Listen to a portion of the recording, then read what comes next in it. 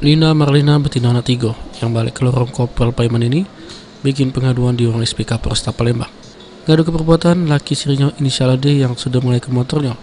Kejadian tersebut berawal suatu pelaku yang sudah menikah siri dengan korban. Meminjam motor untuk beli sarapan pagi, sudah motor pinjami tak tahunya pelaku hilang KT kabar berita. Di hasil pencarian korban, pelaku ternyata sudah membawa motor korban ke pemuli sama selingkuhannya. Sehingga kodak baik atas kejadian tersebut, korban yang tak terima motornya sudah dilegal lari terlapor datangi Polresta Palembang lalu bikin pengaduan.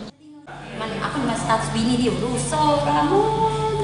Jadi tadi yang saya beli makanan deh, beli makanan deh tadi. Tidak tahu udah baik-baik lagi ya. Begitu ada tinggal di keluarga rumah, bukan lagi di sini tau. Kecuali kamu menikah.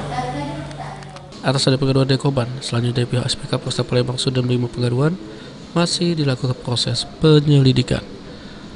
Aji Delia, PAL TV. Kerjanya bersangkutan.